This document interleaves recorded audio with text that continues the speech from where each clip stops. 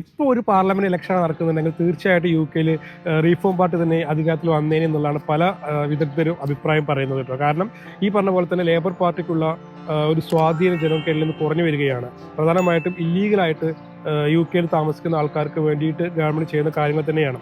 അതായത് ടാക്സ് സാധാരണക്കാരുടെ കയ്യിൽ നിന്നുള്ള ടാക്സ് എടുത്ത് ഈ ഇല്ലീഗലായിട്ടുള്ള ആൾക്കാരെ ബോട്ടിലൊക്കെ വന്ന് യു.കെയിൽ താമസിക്കുന്ന ആൾക്കാരെ ശരിക്ക് സഹായിക്കുകയാണ് ഗവൺമെന്റ് ചെയ്യുന്നതെന്നും അവരെ യു.കെയിൽ നിന്ന് പുറത്താക്കാൻ വേണ്ടി യാതൊരു രീതിയിലുള്ള നടപടികളും ഈ റീഫോം പാർട്ടി ചെയ്യുന്നില്ല എന്നുള്ളതാണ് ജനങ്ങളുടെ പരാതി. കഴിഞ്ഞ ഇലക്ഷനിൽ കൺസർവേറ്റീവ് പാർട്ടി പരാജയപ്പെടാനുള്ള പ്രധാനപ്പെട്ട കാരണം എന്ന് പറയുന്നത് ഈ പറഞ്ഞ ഇല്ലീഗലായിട്ട് യു.കെയിൽ താമസിക്കുന്നവർക്കെതിരെയുള്ള നടപടികൾ എടുക്കുന്നതിനുള്ള അഭിപ്രായ ഭിന്നതകളും ഒക്കെ തന്നെയായിരുന്നു. അപ്പോൾ അതുകൊണ്ട് തന്നെയാണ് ലേബർ പാർട്ടി അധികാരത്തിലെത്തിയത്. ഇത്തവണ റീഫോം പാർട്ടിക്കാണ് ജനങ്ങൾക്കിടയിൽ സ്വാധീനമുള്ളത് എന്നുള്ളതാണ് പൊതുവെയുള്ളൊരു വികാരം. കാരണം റീഫോം പാർട്ടി അധികാരത്തിൽ വരികയാണെങ്കിൽ ഈ ഇല്ലീഗലായിട്ട് യു.കെയിൽ താമസിക്കുന്ന ആൾക്കാരെയൊക്കെ വലിച്ചു പുറത്തിടും എന്ന രീതിയിലേക്കുള്ള ശക്തമായിട്ടുള്ള വലതുപക്ഷ തീവ്ര പാർട്ടിയാണ് റീഫോം പാർട്ടി.